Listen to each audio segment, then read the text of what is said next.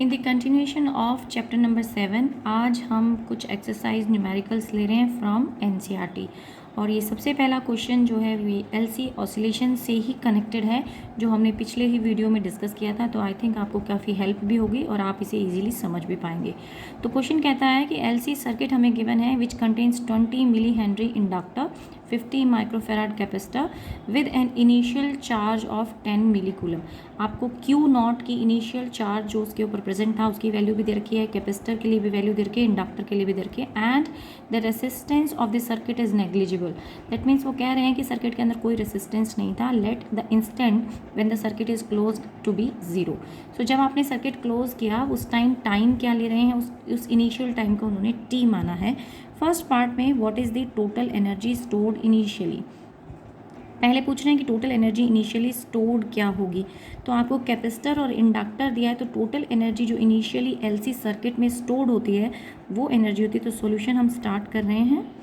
तो हमारे पास energy stored आनी चाहिए, यू जिसको बोल सकते हैं total energy, which is Q not square by 2c। सो जितना चार्ज है मैक्सिमम उन्होंने इनिशियल चार्ज उनको दे रखा था, तो एनर्जी जो है चार्ज की ही फॉर्म में स्टोर्ड होगी। So Q not square by 2c that will be your initial energy in the LC circuit. इसको अगर हम डायग्राम वाइज समझें तो उन्होंने कहा है कि कैपेसिटर कनेक्टेड था, बीच में कोई की थी, एंड देन उन्होंने इंडक्टर कनेक्ट कर रखा था। कैपेसिटर की वैल्यू दी हुई है, कैपेसिटर पर जो चार्ज था वो भी गिवन है, एंड इंडक्टर की वैल्यू भी आपको गिवन है। बट दे आर सेइंग कि जब हमने सर्किट क्लोज किया तो obviously the current will start flowing through towards the inductor. लेकिन जो टोटल एनर्जी इस सर्किट के पास थी वो in the form of charge capacitor की फॉर्म में ही है, और उसको हम Q not square by 2c कहते हैं, इनिशियली जो एनर्जी होगी। अब यहाँ आपको सिर्फ वैल्यूज़ प्लेस करनी है। तो 10⁻⁻, जो आपको 10 इसकी वैल्यू दे रखी है आपको चार्ज की, तो 10 मिली कूलम दिया हुआ है, 10⁻3 तो -2 रह जाएगा, यस, उसका square by 2 into 50 into 10⁻⁻6 and you will get 1 joule as an answer. तो हमारे पास आंसर आता है। आगे ये पूछ रहा है कि is it conserve during the LC oscillation, yes it will be conserve. तो इसका आंसर हमारा येस है।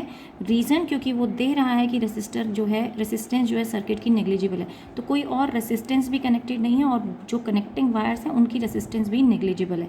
नेक्स्ट पार्ट में उसने मांगा what is the natural frequency of the LC circuit. Natural frequency find out करने का भी फॉर्मूला हमें पता है। फर्स्ट पार्ट हम कर चुके हैं, ए। बी पार्ट में पूछ रहा है natural frequency which is equal to 1/2 pi under the root of LC. Now every value is given here, you just need to place the values and solve it. After solving you will get 159 hertz. मैं सिर्फ direct answers लिख रही हूँ। Third part देखते हैं क्योंकि main important यहाँ से शुरू हो रहा है। At what time the energy stored completely electrical, and then second part में पूछ रहा है कंप्लीटली मैग्नेटिक। तो कौन सा वो टाइम होगा जब सारी की सारी एनर्जी या तो कैपेसिटर के पास होगी, या फिर दोनों ही केसेस मांगे, या फिर टोटल एनर्जी जो है वो इंडक्टर के पास आ जाएगी।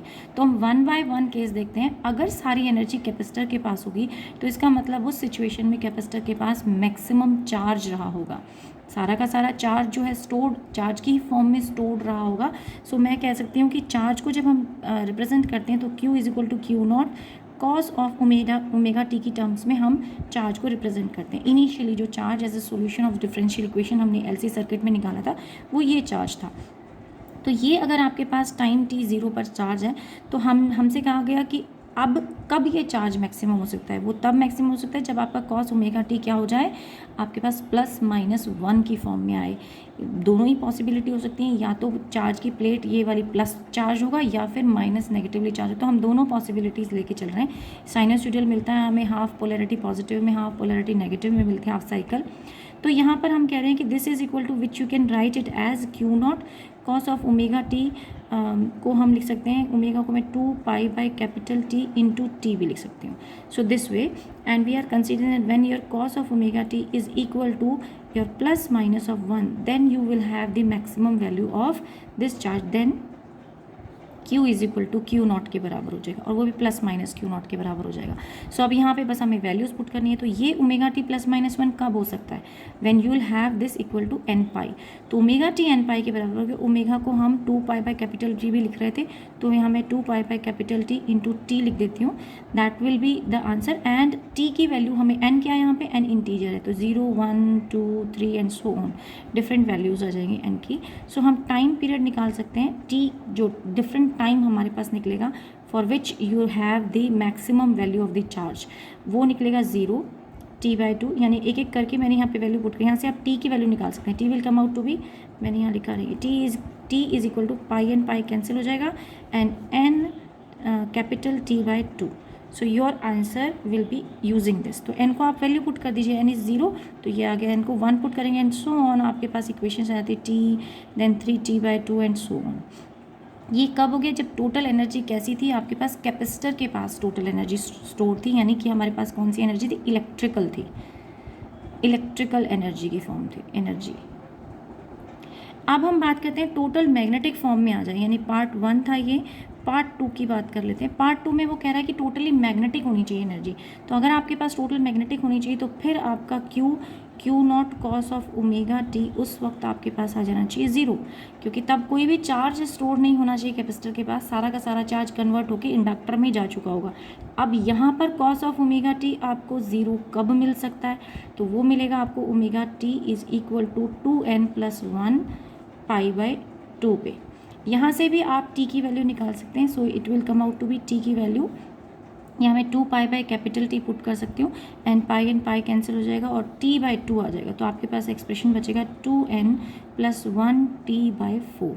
और यहाँ पर भी different value, if we put the value of the integer 0 1 2 3, तो t की वैल्यू डिफरेंट आ जाती है, t/4 3t/4 and then 5t/4 and सो।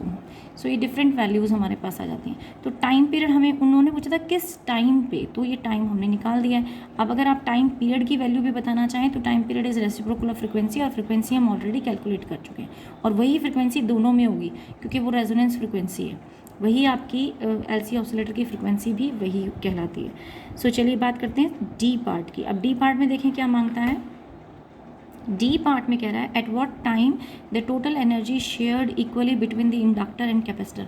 अब हम कह रहे हैं कि पहले कुछ पार्ट पोर्शन के लिए एनर्जी कैपेसिटर के पास स्टोर थी, फिर रिमेनिंग साइकिल के लिए इंडक्टर के पास आ गई होगी, लेकिन कोई स्टेज ऐसी भी रही होगी जब दोनों के पास इक्वल अमाउंट ऑफ एनर्जी रही होगी। तो ही इज़ आस्किंग कि ऐसा कौन सा स्टेज रहा होगा कि जब दोनों के पास इक्वल अमाउंट ऑफ एनर्जी थी। तो हमें पता है कि इनिशियल जो एनर्जी होती है कैपेसिटर, मतलब मैक्सिमम जो एनर्जी स्टोर्ड होती है इंडक्टर के पास, वो होती है हाफ ऑफ Q0² बाय सी। अब इस एनर्जी का हमें आधा चाहिए, क्योंकि आधी एनर्जी कैपेसिटर के पास रह जाए और आधी एनर्जी कहाँ चली जाए? इंडक्टर के पास चली जाए। तो लेट अस से कि जो एनर्जी रह गई होगी, this is the maximum energy, और जो एनर्जी अब रह गई होगी रिमेनिंग यू डैश कहते हैं उस एनर्जी को, जो अब कैपेसिटर के पास आधी एनर्जी उधर देने के बाद जो कैपेसिटर के पास एनर्जी रह गई होगी, दैट विल बी Q²/C। यानी कि तब चार्ज की वैल्यू कुछ और रही होगी। हम डायरेक्टली उसको Q/2 नहीं बोल सकते कि चार्ज ज़्यादा हो गया, नहीं, एनर्जी आधी हो रही है। तो अब हम कह रहे हैं कि ये थी आधी वाली एनर्जी, यानी यू डैश किसके बराबर होना चाहिए? आपका यू मैक्सिमम का आधे के बराबर होना चाहिए।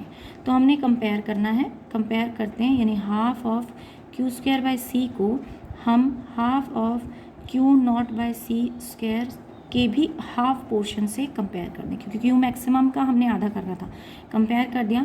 From the solving this two, ये C कैंसिल हो जाएगा, हाफ एंड हाफ भी कैंसिल हो जाएगा, और आपके पास Q0 की वैल्यू, Q जो आपका नया चार्ज था, यानी कि जो चार्ज अब बचना चाहिए कैपेसिटर के पास, वो कितना आ जाएगा? +- ऑफ Q0/√2। लेकिन ये चार्ज हमें कब मिलेगा? हमारे पास तो चार्ज का रिलेशनशिप होता था Q0 cos of omega T.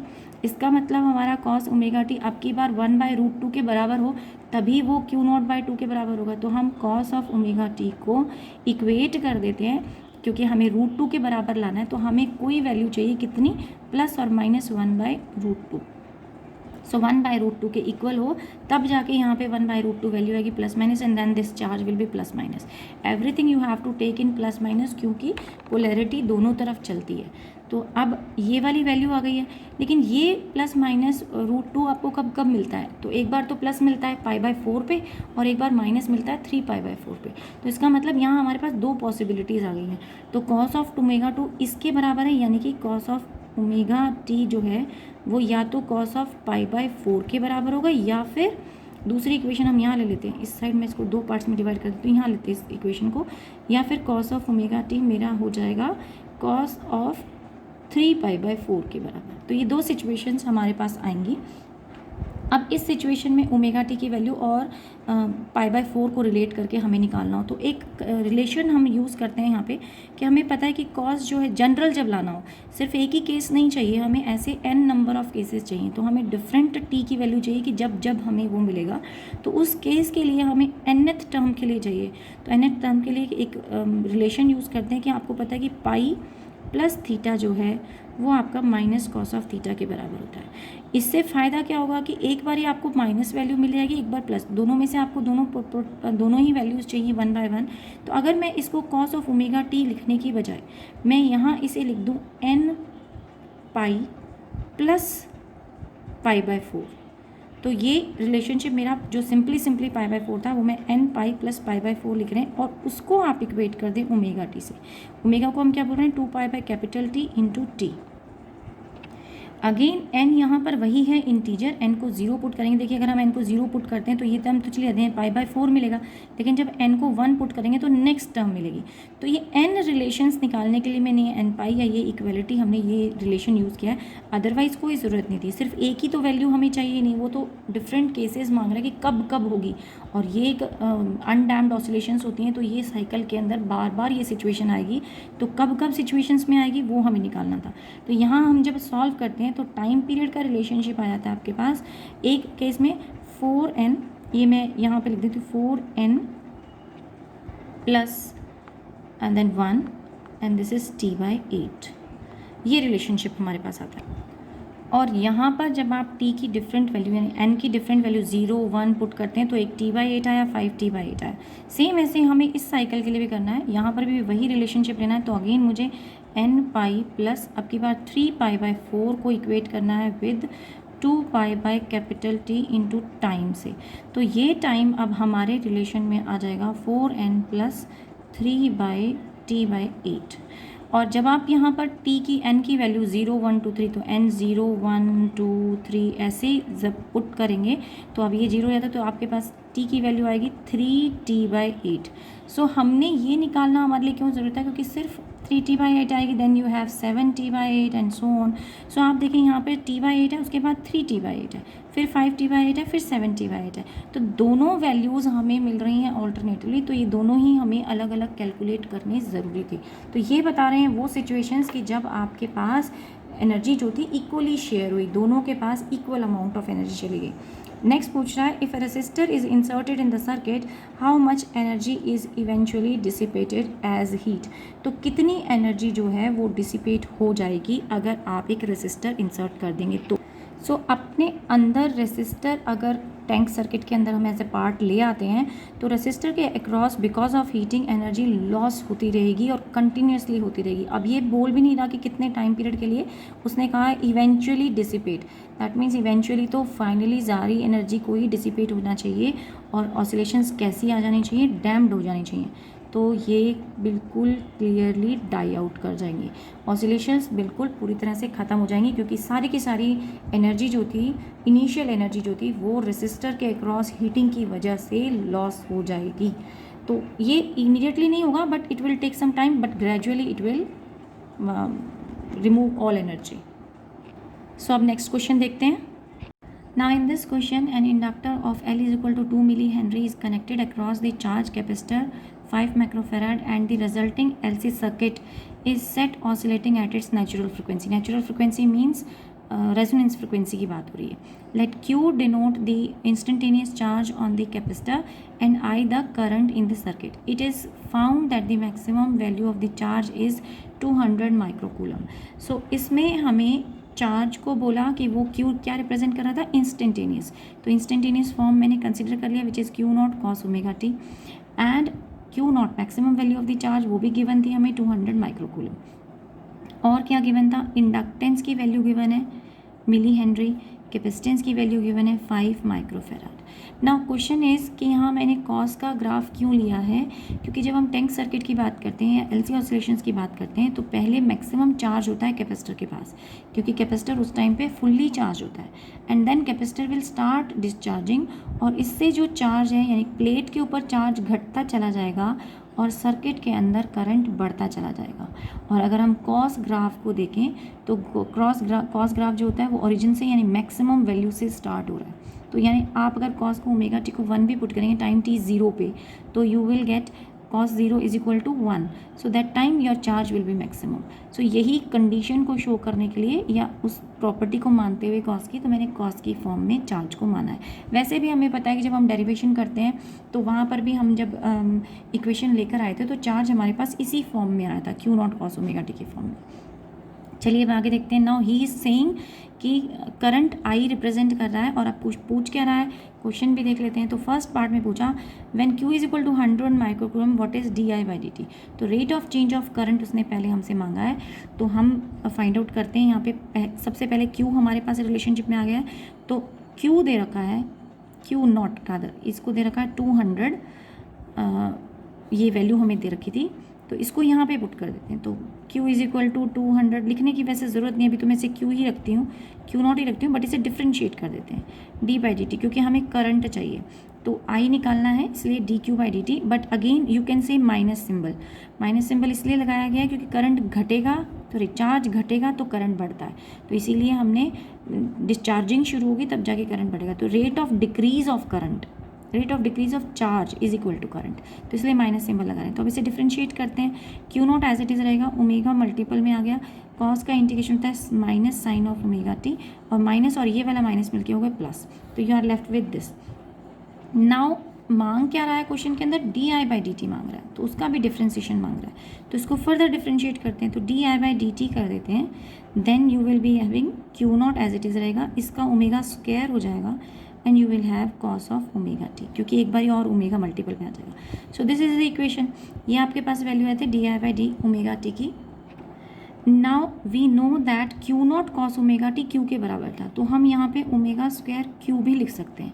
Now every value we have, जो भी हमारे पास वैल्यूज़ थी वो हम यहाँ पे पुट करके फाइंड आउट कर सकते हैं। तो पहले पार्ट में उसने बोला कि Q इज इक्वल टू 100, तो अगर ये Q 100 हो जाए तो आपको D I by D T बताना है, तो हम D I by D T निकाल लेते हैं। Q कितना दिया है, 100 माइक्रोकूलम दिया है, therefore D I by D T यहाँ पे सॉल्व कर देते हैं। तो 100 को चेंज करेंगे, माइक्रो बोला है तो 10⁻⁶ यानी 10⁻⁴ बच जाएगा, इंटू 10⁻⁴ जो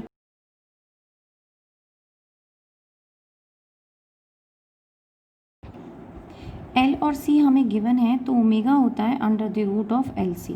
सो जब आप यहाँ पे L और C की वैल्यू पुट करेंगे, ये मिली में है, ये माइक्रो में है, तो दोनों की वैल्यू यहाँ पुट करेंगे और answer will come out to be 10⁻⁴। वही मैंने यहाँ डायरेक्टली लिख दिया था, तो 10⁻⁴ उसका भी हमें क्या करना है, स्क्वायर करना है। So when you will simplify your answer will come out to be 10⁻⁴ ampere per second. So ये हमारा rate of change of current आ गया। पार्ट बी में पूछ रहा है if Q is equal to 200 what is equal to I, तो अगर Q आपका 200 हो जाए तो I क्या होगा, तो अब निकाल लेते हैं। Q is equal to 200 microcoulomb है और हमें करंट निकालने के लिए बोला है, तो Q is equal to Q naught cos of omega T हमारे पास इक्वेशन होता था, इसको हम डिफ्रेंशिएट करेंगे सो दैट कि हमारे पास करंट आए, तो हमारे पास आएगा D I by D T, sorry ये D Q by D T, क्योंकि चार्ज को डिफ्रेंशिएट करें, तो then you will get Q not omega, और ये जो है sine of omega T. Current के लिए ये आ जाता था, लेकिन करंट एज वी नो कि करंट क्या था, माइनस सिंबल के साथ था, तो यहाँ पे माइनस माइनस प्लस हो जाएगा, तो यहाँ नहीं लगा रही हूँ मैं, तो ये हमने चाहिए पहले भी हमने कर लिया था। अब हमें क्या दिया है, क्यू को 200 दे दिया, तो यहाँ पे हम 200 वैल्यू पुट कर देते हैं। क्यू नॉट ऑलरेडी हमें पहले से गिवन है, क्यू नॉट भी 200 है, और आपको इस एक पार्ट के लिए Q भी 200 दे दिया है, तो हम क्या करें, यहाँ पुट करते हैं, तो आपके पास आ जाएगा 200 बोथ साइड कैंसिल हो जाता है, you are left with cos of omega T. Cos omega T जो है वो आपका दैट इज़ 1 और ओमेगा टी हो जाएगा उस सिचुएशन में 0। तो अगर ओमेगा टी 0 है तो ये ओमेगा टी को हम यहाँ पर पुट कर दें इस साइन ओमेगा टी की जगह, and then your total current will be 0। So therefore हम सिंपली लिख सकते हैं therefore I is equal to 0। तो टोटल करंट जो है सर्किट के अंदर उस टाइम पे 0 हो जाएगा जब सारा का सारा कैपेसिटर है वो कंप्लीटली चार्ज्ड है। यानी अगर कैपेसिटर फुल्ली चार्ज होगा तो फिर कोई करंट नहीं सर्किट में रह जाएगा। इधर से एक बार डिस्चार्ज होना शुरू हुआ, या फिर मैं सर्किट में समझा देती हूँ कि पहले फुल्ली चार्ज था तब भी सर्किट में कोई करंट नहीं था, क्योंकि सारा करंट जो था चार्ज जो था वो सिर्फ कैपेसिटर पर था। वो डिस्चार्ज होना शुरू करेगा तब करंट आएगा। अगेन जब ये वापस चार्ज पूरा का पूरा कैपेसिटर पे चला जाएगा तब भी कोई करंट सर्किट में नहीं बचेगा, और फिर वो तभी आएगा जब अगेन डिस्चार्जिंग शुरू होगी, यानी ऑसिलेशंस कंटिन्यूसली चलती रहेंगी। नेक्स्ट पार्ट देखें, find the maximum current. Now for maximum current, अगर ये साइन ओमेगा टी 1 हो जाए तो हमारे पास मैक्सिमम करंट आ जाती है, यानी पीक वैल्यू आ जाएगी I not is equal to Q not omega. And आपको ओमेगा की वैल्यू हम पहले कैलकुलेट कर चुके हैं 10⁻⁴, और क्यू नॉट की वैल्यू भी हमें दे रखी है दैट इज़ योर 200, और ये सॉल्व करके आपके पास आ जाता है क्यू नॉट की वैल्यू जो है वो में 10⁻⁴ बचेगी हमारे पास 2 × 10⁻⁴, क्योंकि वो क्या दे रखा है माइक्रो में दे रखी है हमें। क्यू नॉट जो गिवन है मैं लिख देती हूँ यहाँ पे, क्यू नॉट 200 माइक्रो कूलम में गिवन है। तो ये हो जाएगा 2 × 10⁻⁴ इनटू में दिस, तो आंसर रहेगा आपके पास सिर्फ 2 एम्पियर। तो ये वैल्यू आ जाती है हमारे पास। थर्ड पार्ट, लास्ट पार्ट देखें, here if I is equal to half of the I maximum what is Q. तो अगर आपका करंट जो है मैक्सिमम करंट का आधा हो तो फिर चार्ज कितना होगा, यानी कि you are given with I is equal to I not by 2। I naught क्या है मैक्सिमम वैल्यू, उसका हाफ अगर आपका आई हो जाए तो क्या होगा, और हमें करंट का एक्सप्रेशन अभी हम डराइव कर चुके हैं, निकाला है हमने, that is equal to I not sine of omega T, जिसमें ये एक्सप्रेशन, ये सभी एक्सप्रेशन जितने भी किए थे ये सब आई नॉट है। So this is your I not, तो I not sine of omega T, and then इसको हम पुट कर देते हैं यहाँ पर, आई की जगह पुट कर देते हैं I not by 2, and this is your I of not on this side sine of omega of T. So ये कैंसिल हो जाता है, it means sine of omega T is equal to half, and that means omega T will come out to be omega T is your 30। अगर omega T 30 आता है तो then you can calculate charge is equal to Q not cos of omega T, and आप cos 30 की यहाँ पे value put करें, Q not आपको गिवन है 200 microcoulomb, and when you place all the value the charge will come out to be 173.2 microcoulomb. That is your final answer. So the question was very interesting, and इसीलिए मैंने सिर्फ इसको लिया क्योंकि वैसे तो CBSE में चाहे आए ना आए बट कॉन्सेप्ट काफ़ी हद तक आपको क्लियर कर देता है। सो आज की क्लास के लिए इतना ही, नेक्स्ट क्लास में कुछ और पोर्शन लेंगे। Thank you.